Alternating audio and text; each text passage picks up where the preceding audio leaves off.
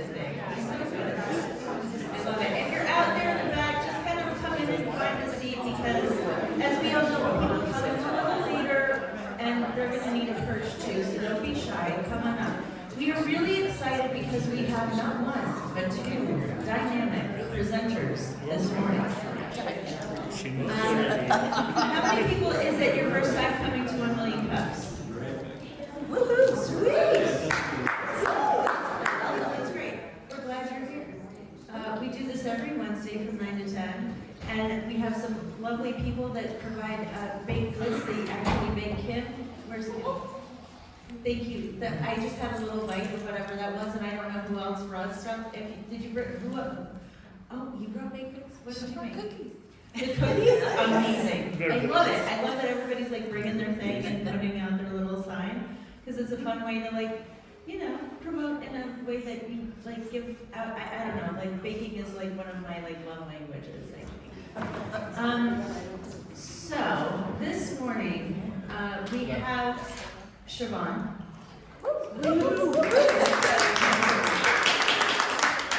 And Woody Taylor, which is like, I can't even believe it. It's pretty amazing that we have this lineup this morning.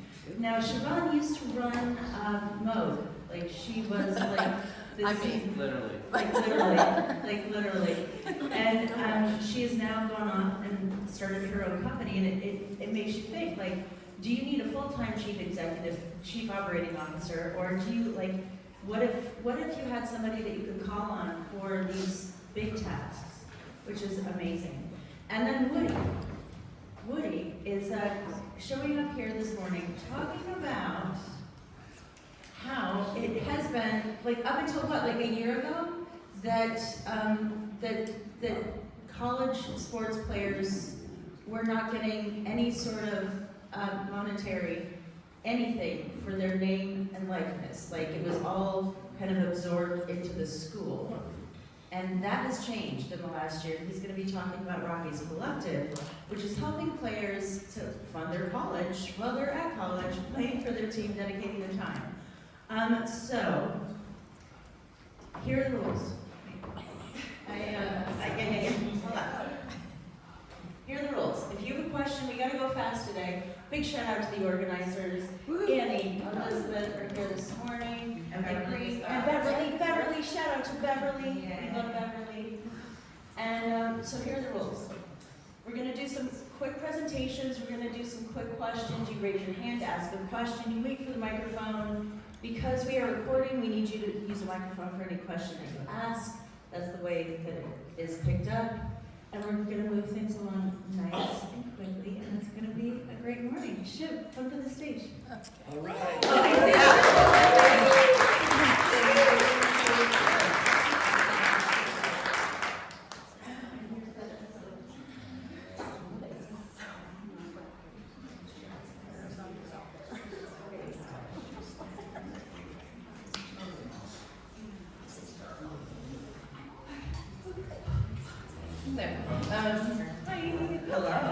First of all, I just wanted to thank Erica for allowing me the opportunity to do this and to be here today. And as I've been in the throes of all of the networking and the hustling and events and all of the things, I've recognized what an amazing community we have. Everyone is so supportive and so just empowering and uplifting, and as you're trying to start a business and do all of the things, to be surrounded by people like you who encourage and support, I just want to say thank you to all of you. So, thank you. And I'm going to find you back. Okay, so C.O.O. on the go. This is me. These are a lot of big words, so I'm going to scale it down a little bit. I help local small businesses with their back office operations, streamlining policies, processes, and procedures to help them be more effective and more efficient. I have a background, 20 years in manufacturing operations, and grew a mom and pop shop into a global brand If any of you are from Asheville, you might have heard of a company called Road Music. It's me. Yeah. So I have that background. I eventually got to the point where I was managing 65 people, running 10 production lines, shipping hundreds of products a day, which is very gratifying, but also really stressful. And I wanted to be president for myself and my family. So I decided to go out on my own and start my own business, doing the things that I love, which are strategic planning and organizing and SOPs, yes please,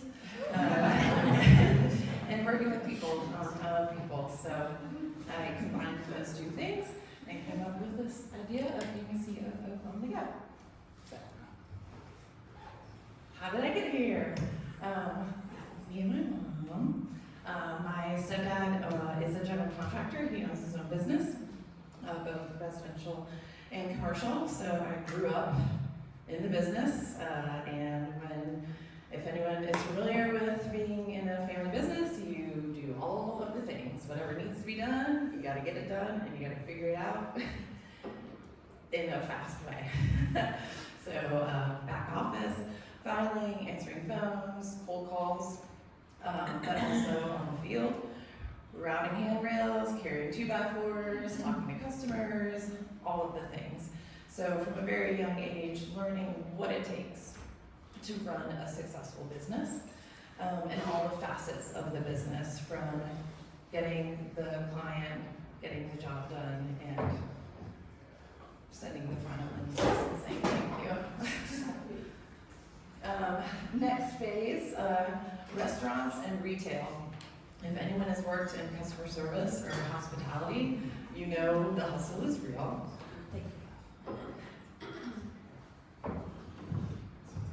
It's definitely fast-paced. You have to figure stuff out on the fly. I went in restaurants. I worked both front of the house, but also went to the back of the house, because when I was waiting tables, I wanted to get my food to the tables quicker because I wanted better tips. So I went to the back and was like, "What are you doing? What are you making? How are you doing that? Can I get that quicker? Let's go. I'll split a tip with you." So I did all of the things when I was working in restaurants, and then also retail. I started as a cashier intern at Neiman Marcus, so fancy. And less than a year later, I was a store manager for The Limited, which is now in Belk, and I worked for Belk too. I did visual merchandising for them for a couple of years. But all of that to say, these industries, especially if you're going to be a business owner, like, you need to understand the hustle, right? Like, you got to figure it out. You got to figure it out on the fly, and you have to do it in a professional, mature manner, because you know, if you run out of guacamole and table 6 wants guacamole, you gotta figure out how to professionally say, "I don't have the guacamole, but the salsa is so good," right? So, yeah. Vogue. So, I started at Vogue in 2004, mom and pop shop, right? 12 people in the company. I started as the office manager, filing, answering phones. And what's the one question that everyone has? When is my order going to ship? I want to answer that question. So what are you building? What are you testing? What are you packing? Dave's music needs more motor focus. Do we have wood size? Do we have so eventually I was managing all of order processing, scheduling production, scheduling shipping, and the main point of contact for all of our international distributors, which is a mouthful, because yes, it was a lot. But again, I'm making all these promises, setting all these deadlines, right? I want to be able to do what I said I was going to do when I said I was going to do it. So I moved into being the production manager. I need to be on the floor. I need to be boots on the ground. I need to be streamlining these workstations, these processes, make sure people have the proper tools and resources so that they can be successful, so that we can deliver quality products on time, right? So I worked in production for many years, And then it finally, I did so many things that I found the biggest pain point that they had was the quality of the materials that they were getting. So I moved into quality and became the director of quality. Did that for a few years. And all of these things happened in the meantime. You know, scaling processes, increasing 20% year over year, scaling the employees, from 12 people when I started there to over 120. And I was managing over half of them. I was managing 65 people, like I said, 9 production lines, shipping hundreds of products a day.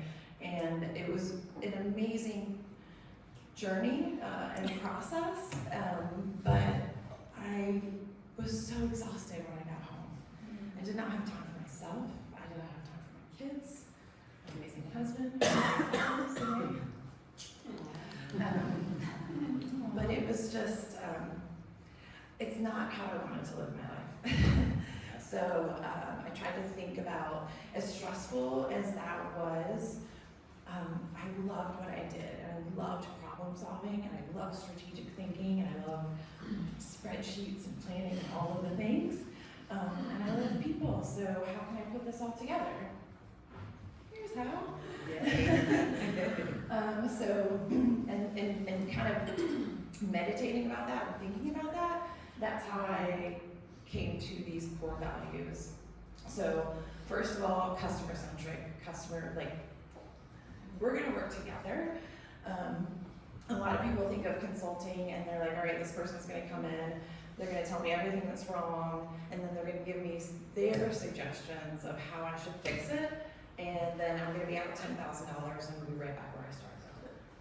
I've been there and it sucks, and that's not how I work. I want to work collectively, collaboratively with people to create something specific to you. Everyone's journey and path to success is different, right?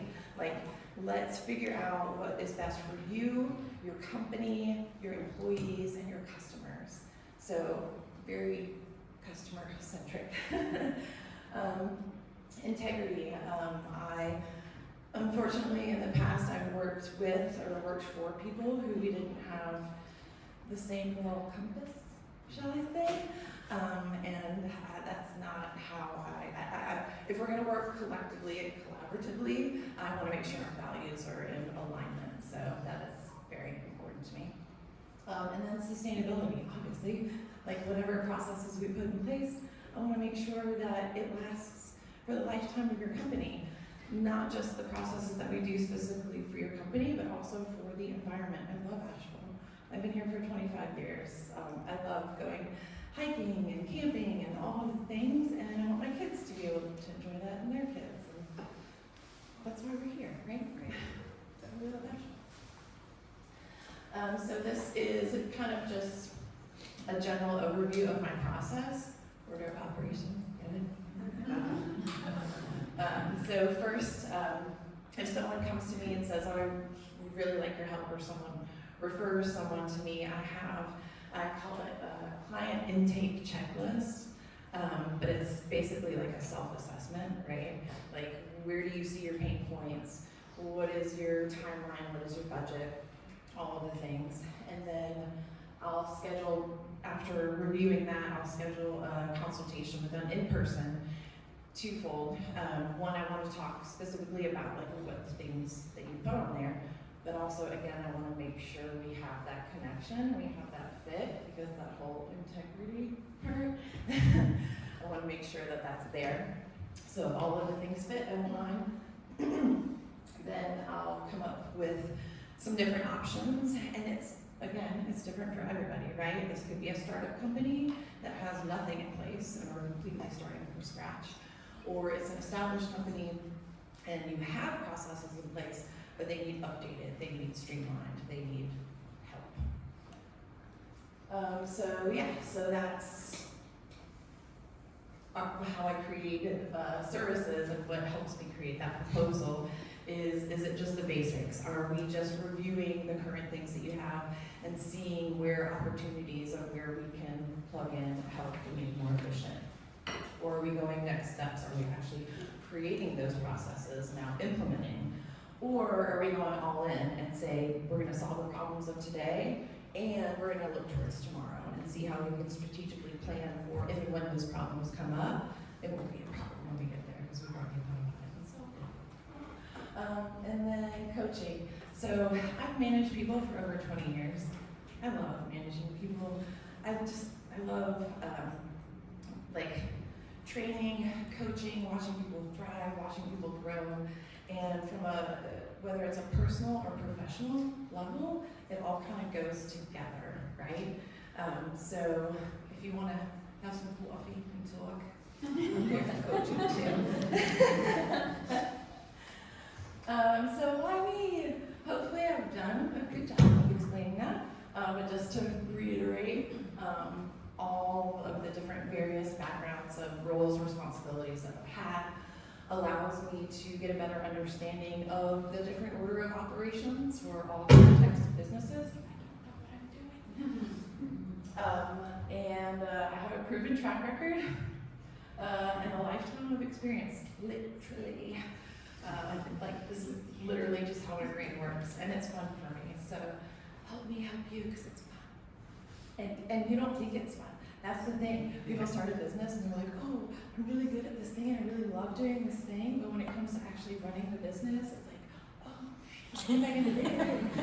Overwhelmed and stressed out and all the things. And like, that's where I parachute in and I'm like, I got you. It's good. Like, I love doing this stuff and I'm happy to do this stuff on. So please help me help you. Okay, so my website is not live yet. I'm having some technical difficulties.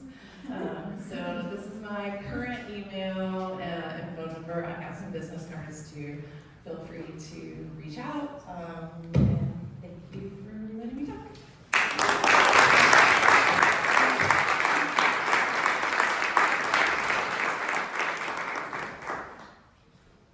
All right, who has a question for Siobhan?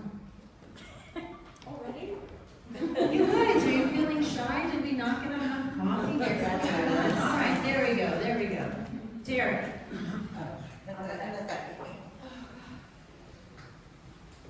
I'm a true lover of music. My question's a little bit more fun. What were your favorite orders ever received at Moog from artists we would all know here in the room? Oh gosh, where do I begin? Beyonce. Well, one of my favorite stories is actually one of our production workers. Is this me? Yeah. Trent Reznor sent in his Voyager for like an emergency repair. And one of the girls online was a big Trent Reznor fan, so she just kind of like put it all back together. We would send like the love notes in there to certain people, but we actually, when my husband and I first started there in 2004, they had just released the Moog documentary, and Money Mark from the Beastie Boys was in the movie. So we got to go take buckle belts and hats and t-shirts and go backstage to a Beastie Boys concert and meet like all of them within the first like 3 months of working there. And I was like, best job ever! I'm staying here forever! But I mean, yeah, there were so many people. I mean, like Sean Lennon came through the factory, like Billy Corgan. I mean, the list goes from, you know, like the Beatles to 9 Inch Nails, right? Like it's just anybody and everybody. And it was because I was in production, everyone wanted to see like how the sauce is made, right? So they would always, a lot of not always, but a lot of times I got to meet like a lot of really awesome talented people. So very grateful for that experience for sure. Great, Becky. It's already on. Hi, Siobhan. Hi, how are you? I'm great.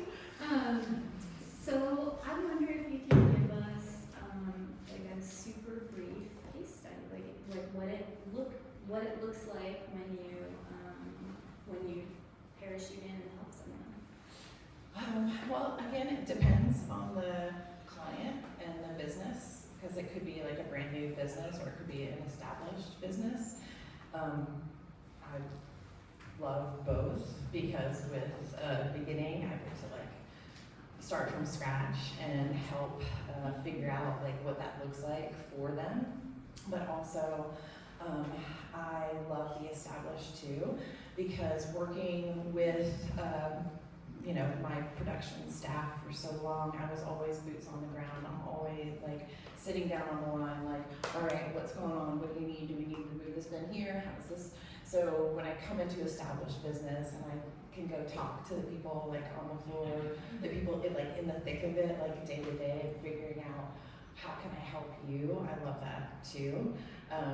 But it's really just kind of an overview of like, the actual like process, and then kind of digging in and figuring out where the holes are and how I can plug that, and helping people be successful at what they do, what they want to accomplish. Because a lot of people, there's so many holes and they don't know how to plug them. So I just want to help fix it. And help them grow. Yes, yes. Awesome, thank you. Yeah. We got one right here.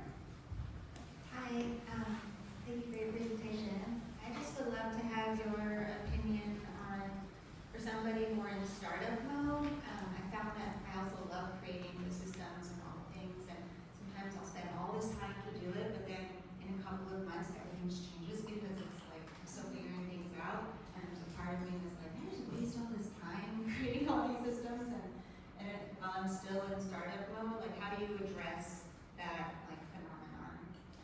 That, yes, I do that constantly in my brain. I make a checklist, and then I make a checklist of the checklist, and then the checklist changes, right? Because yeah, things do change and things evolve, and you might have an idea on Monday, and by Friday you're like, actually, this is totally different. So it's just getting to the core and the basics of what do I want to accomplish? How do I want to get from here to here? What does that look like for me? And creating those bullet points, and the in-betweens can change, but it's the bullet points, it's that structure, right? That you want the consistency.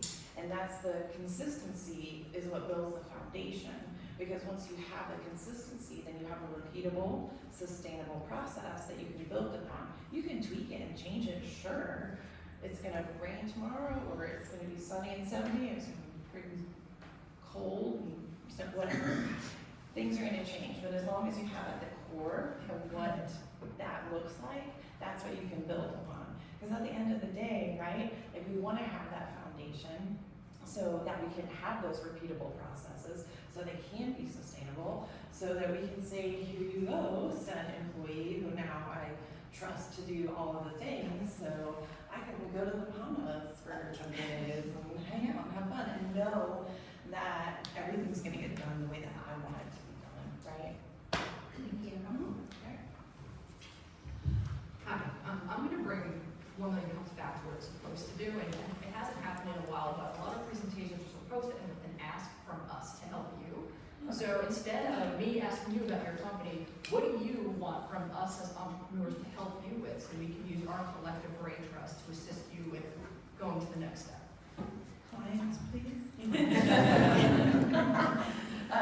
No, so really honestly, the thing that I am struggling with right now is how do I put a price tag on the value of my time?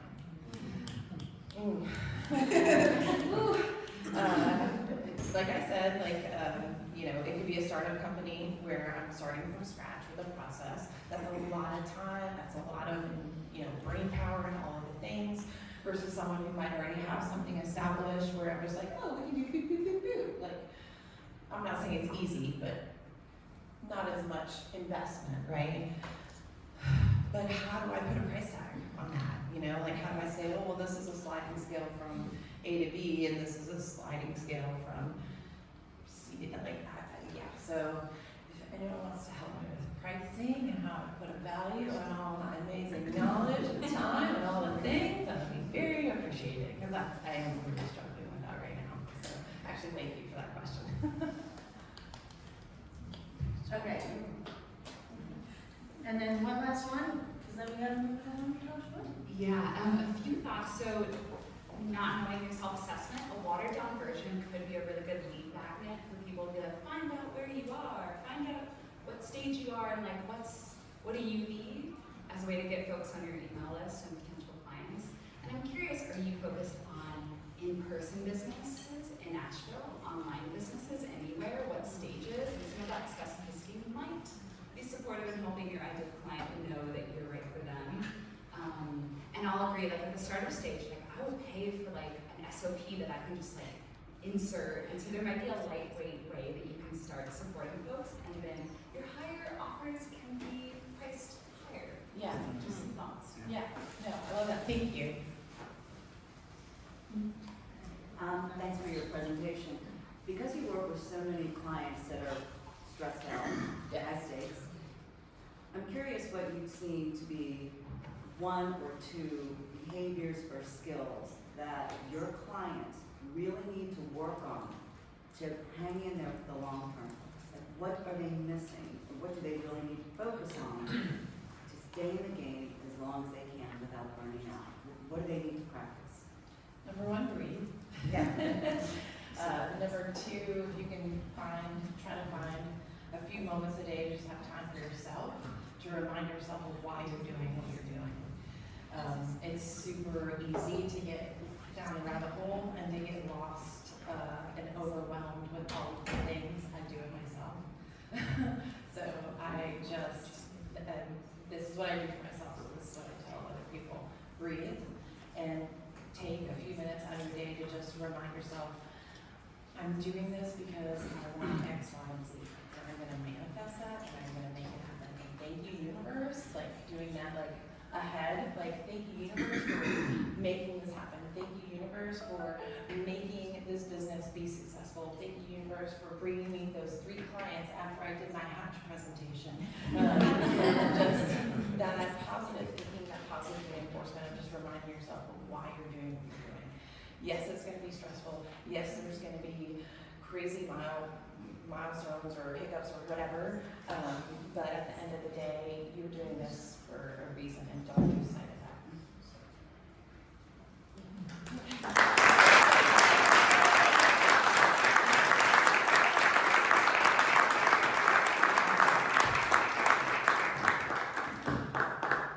All right. So if you're just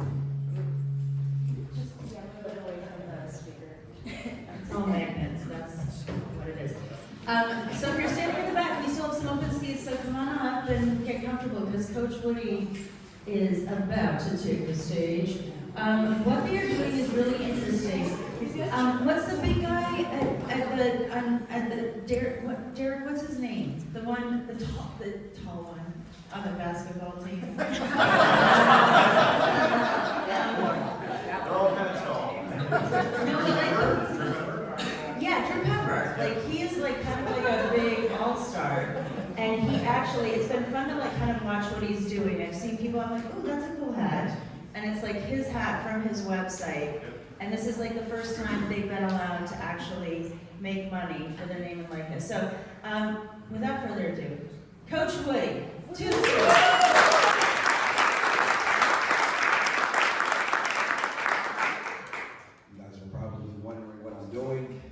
I'm setting my clock for 7 minutes because I will talk to you for an hour if she let me. I promise you that. I'm Coach Woody Taylor. I work at UNC Asheville. I've been there for 5 years. Basically, what I'm going to do here is give you guys a little bit of a rundown of our program.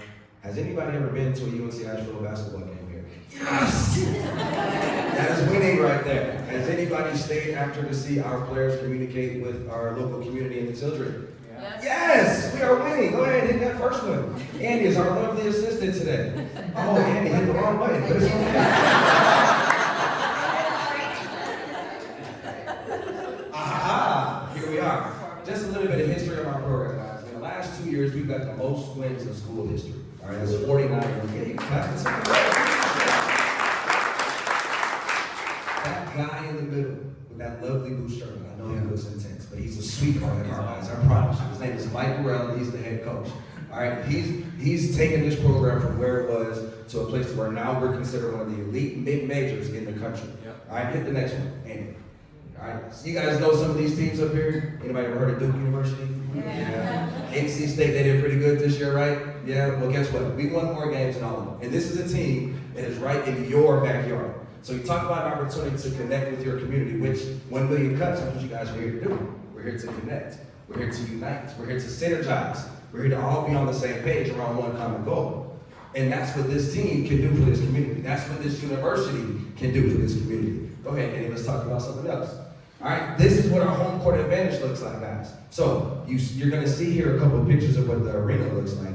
We need more people in the arena. Like Alabama, that's a good team. Would you guys say so? Yeah, sure. Yeah. FAU, everybody remembers their magical run. We are literally in the same conversation as them, and we haven't even tapped into what our community can provide for us as a university. So when we get to the end of this, and you guys start asking questions, I'll give you some very specific things that you can do to help us continue to climb. Next one, Andy. This is a great arena. So some of you have been here. I'm so, honestly, guys, you don't know how much that means to us that you guys have been to this arena. This is what it looks like empty. Go ahead and hit the next one, Andy. And this is what it looks like on game day, right? We're not want to be a part of this, right? Like we're trying to create an experience that people can remember. And that's what sports do. They unite, they connect, and they bring people together, which is what our university aims to do. And next one, we're moving right along, guys. We're doing well. We're doing really well. So FAU went to the Final Four, NC State went to the Final Four, and last year UNC Asheville went to the NCAA tournament. Our goal is to do what they did, but we can't do that without you guys. We just can't. That's the reality of the situation. The game is changing, guys. The game is changing, and we're going to need your help to make this happen. Now, we were able to do it last year. We were one game away from going back-to-back NCAA tournaments. If you watch that championship game, I'm sorry. I am sorry. I'm still not recovered. I haven't watched it yet. But okay, all right, calm down. All right. It was so good, it just was a heartbreak. Yes, Erica, it was a heartbreak, but I'm trying to move past it. All right, we're trying to move past it. But we want to go back, and we think that you guys can help us with that. So next one, just so you guys can see, we care about our community. This isn't just us up here asking for things for you. We go into the community and we do a ton of community engagement events. This was last year at Downtown After 5, just trying to raise awareness for UNC Asheville athletics. Not just the men's basketball program, because that's where I work, but the athletic program in general. We have a product that can unite this community. There's thousands of people there. You guys saw that arena, we can have thousands of people in there. Additionally, next one, we've got a tradition of success. Last year they did a poll, top 25 players of the last decade. And you know that big tall guy that Erica was on. This is him right here. And he got voted the third best player in the last decade. He's awesome. Wow. He's awesome, yes, he's awesome. But the best thing about Drew Pember is who he is as a person. The best thing about Tayshaun Jones, who also played for us, is who he is as a person. I can promise you guys that if you give these kids an opportunity, they won't let you down. Next one, Andy. All right, now, name, image, and likeness. Is anybody familiar with this at all? Yeah. Guys, you guys are not talking anywhere in Million Cups. Coffee, I know you guys are like, man, this guy's got a lot of energy. I don't drink coffee. Fun fact. So, name, image, and likeness is essentially what Erica explained. These athletes are now able to get paid off of their name, image, and likeness. Let me show you what that looks like. Next slide. We at Rockies Collective, which is headed up by Derek in the back. Round of applause for Derek, ladies and gentlemen.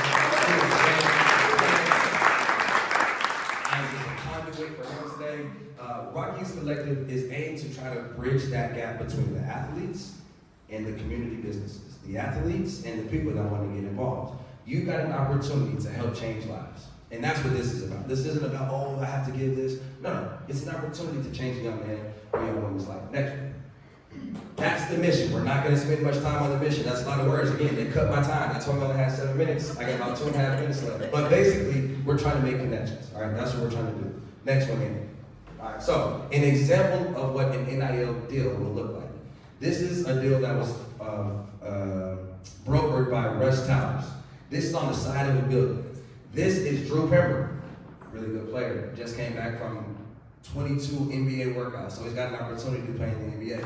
This is Doc Battle. He's not as good as Drew Pember, but he is somebody that's a very integral part of our team and our operation. So in order to give him a little bit of notoriety, they put about $400 or $500 in his pocket. They're using their name, their image, and their likeness because the camps that we run, the way that we can touch the community, Our Instagram following has 10,000 people. So you want an opportunity to expand and broaden your network, we can help you with that. Go ahead to the next one.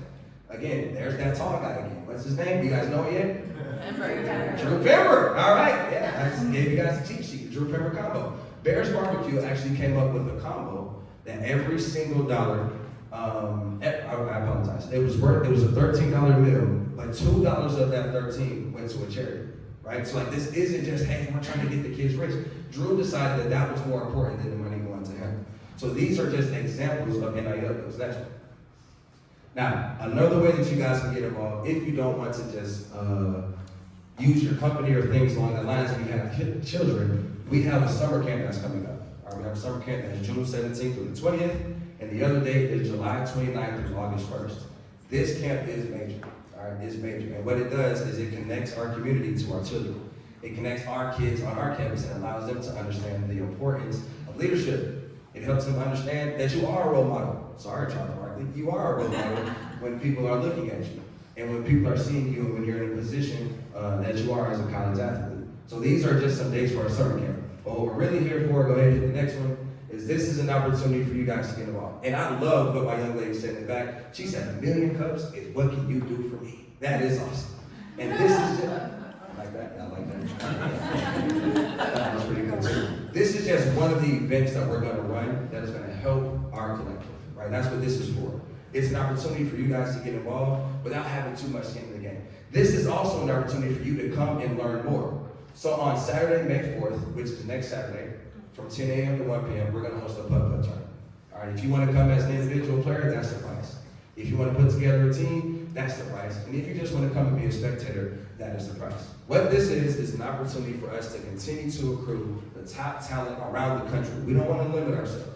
We don't want to be strapped and have our hands tied because we can't provide an opportunity for a player. Because ultimately, at the end of the day, our job as a university is to put UNC Asheville on the national stage and continue to represent the city of Asheville in front of the world and for the world to see. Next slide. All right, this is probably my favorite part because you get the chance to follow us, and this is how you guys can keep track. I hope everybody has a cell phone. I don't know if you do. I imagine that you do, but if you don't, that's okay. If you do, we would love for you to follow us on our social media. And guys, I'll end with this. One of my favorite quotes is I got this from Dan D'Antonio when I used to work at Marshall University. He would always say, in life, it's not where you go, it's who you travel with. Right? And that really spoke to my spirit because I've had plenty of opportunities and we've had plenty of opportunities to lead as coaches, but there's something about this Asheville community. It's special. It's special. And because of that specialness, we want to stay and we want to build this thing up so that you guys can have a product that you can be proud of. So that when you go play golf at Augusta or Pines or wherever you guys play golf at, you can say, hey, I live in Asheville and our team went to the NCAA tournament and made it to the Sweet 16. There's a story to tell. And that's what we want to provide for you guys. So in life, it's not where you go, it's who you travel with. And we're really hoping that you guys choose to travel with us. That's my time for today. If you guys have anything to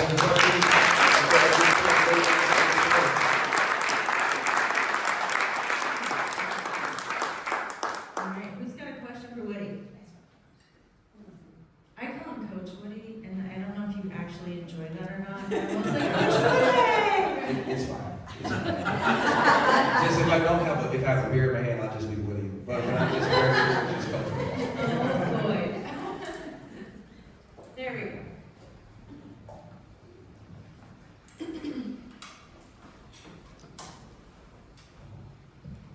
Awesome presentation, thank you. And as a sports fan, love where this is going. But also do not understand NIL at all. So can you explain how the Bears Barbecue is benefiting a charity and the player? The whole picture of how we're helping support both. Yeah, that's a really good question. So the genesis of NIL was players weren't getting paid for their likeness. So think about Alabama football. I keep coming back to them, huge Nick Saban fan.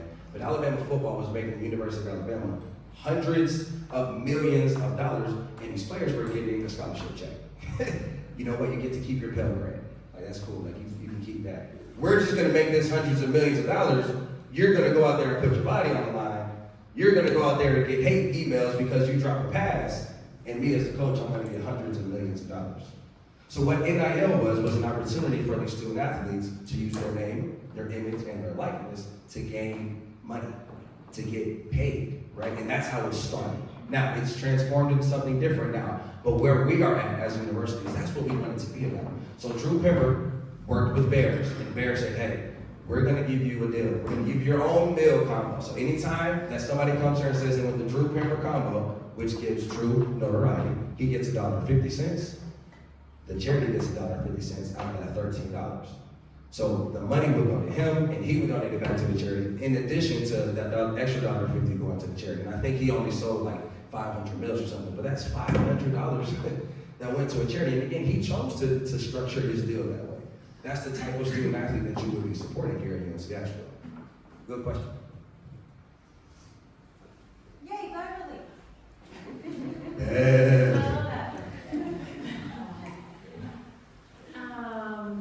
I love this, and I love the opportunity for the athletes.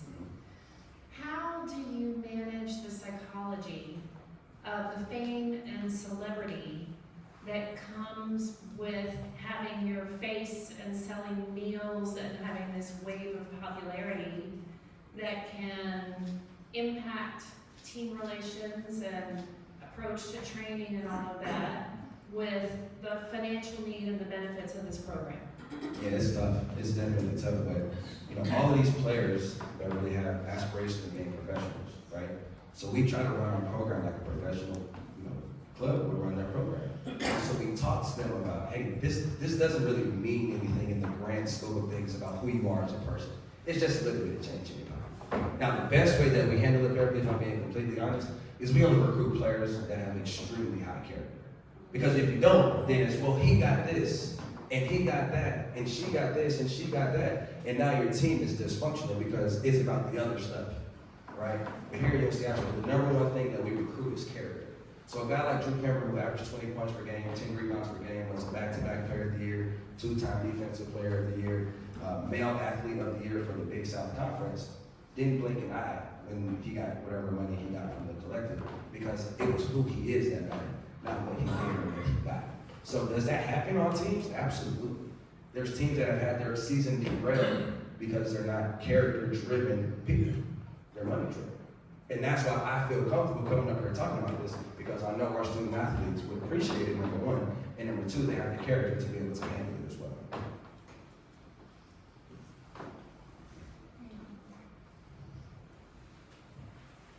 Great presentation, thank you. My question has to do with the uneven proceeds from NIL programs. You've got folks that are marquee people like Drew, and you've got other folks that aren't marquee, but they're still on the team. So Drew's going to get a lot of opportunities for NIL. How do you handle that when other folks aren't? Yeah, as a coach, again, people want to be professionals, right? So I'll break it down. Everybody knows Drew Pember now, right? I think that he's a pretty common name. I hope everybody here knows LeBron James, yes? LeBron James makes more money than other guys that are on his team as well, right? It's a production-based system, right? And as coaches, if we're not extremely honest with that, what's your name, sir? Bill, if we're not extremely honest with that, then you will run into issues. Drew Pember produces at X level, okay? He produces at this level. Therefore, his compensation should be at X level. If Sally Sue produces at Y level, that doesn't mean that she doesn't get anything. And so what this event does is it allows us to donate to the collective, you guys to donate to the collective. And now Derek can dictate who gets what. Everybody in our program will get something. That's gonna happen. Everybody in our entire program will get something. Now, if y'all don't help us out, it might be not much, but everybody's gonna get something. But we do believe that there's value, and because if there's a freshman that hasn't scored a point yet, how is he gonna be expect to get the things of somebody who scored 1,200 points in 2 years, right? So as a freshman, we give you a taste so that you can earn and work your way up. So that supports the team. It supports everybody, yes. So the guy that has 15 assists a game, yes, at 4 points, yeah, is going to get his share, if you will, absolutely, from the collective. Yes, yeah, yes, absolutely. Great question. Yes. Hey, so I'm thinking about the synergy between the two. slideshows and how, you know, we have C.O.O. on the go, and you're orchestrating the game of a business, and you're orchestrating this game of a team in basketball. I'm curious, like, what are some key awarenesses or qualities that you step into as a leader in order to do that, orchestrating your team? Well, honestly, we just try to coach our team and help them become better players, right? Our number one goal, and we have these sheets on our desk, and again, I'm just the assistant coach. So I want to make that very clear. I'm just a low-life assistant coach. I'm a big one, essentially. But what we do, what we do as a program, and our number one goal is to impact our players. This is extra, right? This is icing on the cake, guys. I want to make that abundantly clear. Like, our goal is to help them become better men, so that he can be a better son, a better brother, a great father, a great husband. Like, that is what we're trying to create. This is just something to help them get through college. So leadership skills that we have, that I played Division II basketball. That's all I did was pass the ball to other people, Bill. I was really good at that. Really good. So I'm just trying to get life assists now. We're just trying to get life assists as a staff to where we can help these guys understand, like, when you go into the real world, there's going to be opportunities where you're going to compete for things, and that's what college athletics is. It's one big competition, guys. And so we're teaching them that you can compete in all areas of your life, but when it comes to a team, and you're on a team and you're fighting for one common goal, you can't let this destroy you. You can't let this break you down. Because everybody wants to go back to the NCAA tournament, and you've got to make a decision on what's more important to you. The money or the sacrifice for the greater good. Does that make sense? Now, you did a great Million Cups moment there, right? And I'm gonna give you credit for that. And we might be calling on you, Chef. We might be calling on you to try to help streamline something.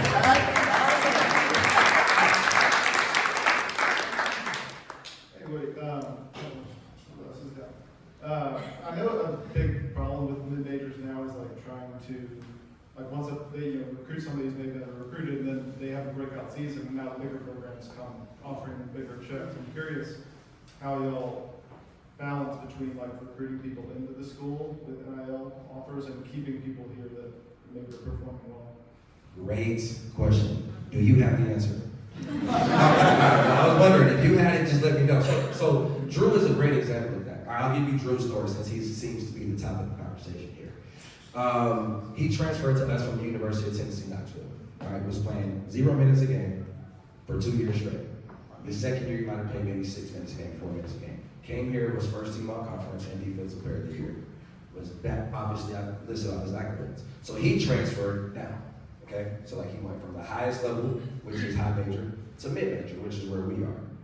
The rules changed, right? So you can now transfer whenever you want to, however many times that you want to. And a lot of these kids are taking advantage of some of the NIL opportunities at these bigger schools because the mid-major level like ours doesn't have, quote unquote, enough funds to help support them in the things that they need, right? So how do we manage it? Again, we recruit character. We develop real, genuine, and meaningful relationships, and we try to do stuff like this to get our community involved. Because as important as you guys are, and as important as our guys are, what if we merge those two things together? What if we took this community and we said, we're gonna get behind UNC Asheville? And now there's a product that everybody in this room, everybody in those apartments that are gonna be built over there, everybody that goes down to the restoration, like there's something that people can be proud of. So how do we manage it? We build real relationships. We try to get people involved that want to be involved with something bigger than themselves. We try to get people to understand that this is an opportunity for them to have an impact on somebody else's life in their community. We have time for 2 more questions. Yeah. Hi. So your community statement leads right into my question. I'm probably the unicorn Asheville native in this area. Hello. It's not many of us. But in thinking about community and how you guys engage within the community as it relates to students, I saw that you go out. What efforts do you do to reach into the school systems to not only just inspire and empower the young kids in those school systems to say it's possible that a college coach is coming to talk to me whether I'm being recruited or not, but what efforts are you doing to go within, not just public, but private school systems to inspire and engage? And that's a personal question. my son went to you guys' youth camps when he was younger. He's a pretty good ball player. But now we pay to go out of town to camps, day trips, because it doesn't seem like there's a pulse within the community to even say, hey, we want to know that you're here, whether you play or not. So how do you engage that in the community? Well, I'm sorry that you feel that way. I'll start off by answering that way. How old is your son? 17. 17? Well, our camp ends at 17. He's got one more year to come if he wants to. Just throwing that out there. Well, I'm saying I get emails from everybody else. I hear you talking. So, two-part I was question. being serious, not about my son. But No, I understand. And that's a really good question. Because as a parent, Yeah. that's when we come. Like, oh, they came and talked to my kid. Let's go to that game. So that's what I mean. Right, so, what school does your son go to? He's at Carolina Day right now. Interesting. Wait, don't do that. No. Will Lewis is a good friend of mine. He's the head coach there. He's from Florida. I'm from Orlando, Florida. So like, yeah. Oh, don't do that. Nah, you don't do that. So essentially, we did, and you guys will find this, you guys will appreciate this. We did 25 community service events this year. We went to 15 different elementary schools. We hosted an event called Shop with the Dogs, where we raised $5,000 and took 40 underprivileged kids shopping at Target. The kids that might not have gotten a Christmas gift got $150 from us, our university. So our community is very important to us, and I love that you're challenging us on that. What's your name? Brandy. Say it again. Brandy. Brandy, I love that you're challenging us on that. But that's not something I'm willing to back down on. We are in the community. Now, have we been to Carolina Day School? No. Have we tried? Yes, we have. And we're looking for an opportunity to try to get over there. What we do is I'll go to the school and I'll bring 2 or 3 players with us. Okay? And this is what we'll do. We'll sit down and we'll run a similar slideshow to this. So we're not going to ask them to come to the public. We're not going to do that. But we'll show them what our school accomplished. We'll show them what our team accomplished. And we'll say, why can't this be you? That's what we do. And then from there, we'll talk to them about camp. And obviously, they don't make the final decision. So we'll send them home with the flyer that the parents can have. Our camp last year, we had 515 kids over 2 weeks of camp. Wow. So that's local kids here in the Asheville community, 515. Our goal this year is 550, right? We're trying to continue to grow this thing because our community matters to us. And we understand that if these kids can come and see somebody like Drew, and the only reason I'm able to talk about him is because he's graduated now. But if they can see somebody like him, that can inspire them. That can help take them from, man, I don't want to do my homework, to I have to do my homework so that I can be like Drew. And that's what we aspire to do at UNC Asheville. And that's why this is so important to us. Hope that helps with your question. He did. And we went to camps when he was younger, so public school may be getting the conversations, but I'm going to talk to him. Yeah, I'm around. I'm here. I'm going nowhere. Last question. Hi, good morning. Good morning. I had a question, in terms of recruiting geographically, where do you recruit from, and how aggressively are you using the portal? What's your name? Cassie. Good question. Does everybody here know what the portal is? Okay, so the portal is how we got Drew Pember. All right, if there was a word track, I'm gonna use somebody else. I'm gonna start using somebody else. So the portal is like I can leave UNC Asheville. We had a kid that's leaving UNC Asheville and going to another school. Right? You can go into what they call the portal. It's dark, it's scary for some people. But for most people, it's an opportunity for them to go, like, I don't love my situation here, I'm gonna go somewhere else. Or, I did a great job and all I could do here, I'm gonna go finish my career elsewhere. But from the portal, we are very, very active in the transfer portal.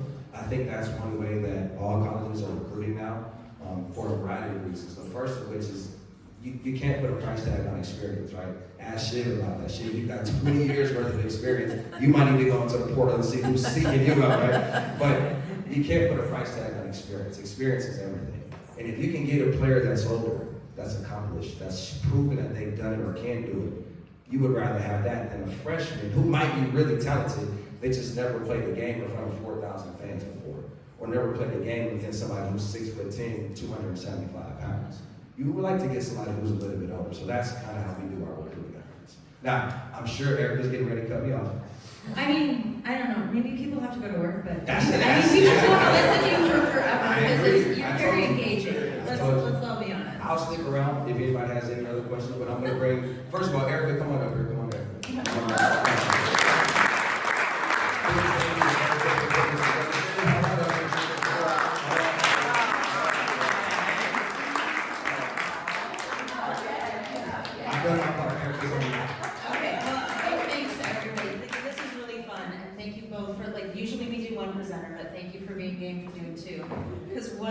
inspiring morning. You guys are both so inspiring.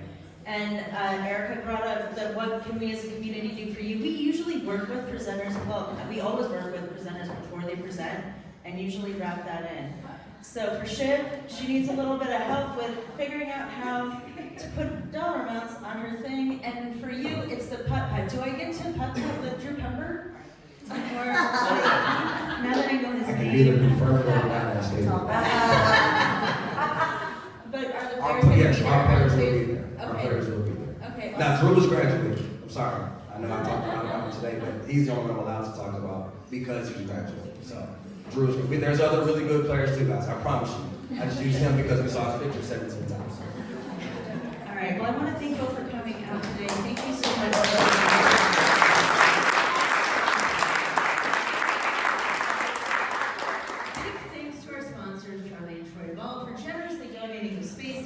Inside Edge Consulting, SCORE, the Hatch Foundation, ERC Broadband, Annie with eXp Realty, Biz Radio, Venture Asheville, Colton Group Financial, Hatchworks, WNC Business, Mountain BizWorks, Big C, Dynamite Coffee Roasting, Viking Mergers and Acquisitions, and always the big shout out to Tony from Coffee Curious for making us coffee every week. If you have a mug, put it back so we can wash it, and don't take it to co-working, don't walk anywhere with it. I know somebody who did it last week, he's not here, but I can't wait to just sit down. So Sean had a computer issue, and we also had a fridge issue. So I will say that there's actually not too much going on next week, except for Cinco de Mayo, which will be on Friday. So put it on your calendars. Pirani Cups is sponsoring. I have their brand new cup right here. I don't think it's even out on the market. Oh, right here. And it's, I think, more cocktail oriented. Like, isn't that cute? Yeah, like it's got a nice look to it, whatever. They are going to be providing cocktails and free Pirani cups that were sort of like I'd say misprints, but they're lasers. So Miss Laser, etc. Anyways, that's going to be next Friday. We can't wait to see you next week. And next week we have Jesse Snyder, who's going to be doing a really interesting presentation that he did, I want to say for like Google or MIT or something like that about AI and law and the future. So we'll see you next week. It'll be a good one. Thank you.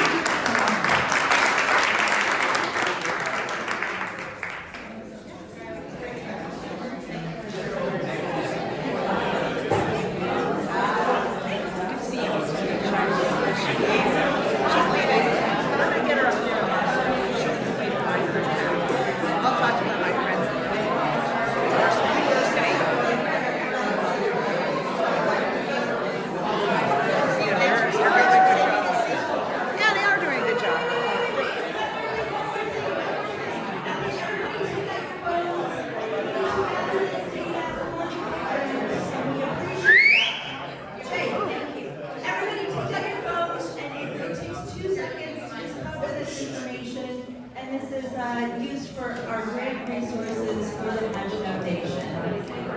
Thank you. Thank you.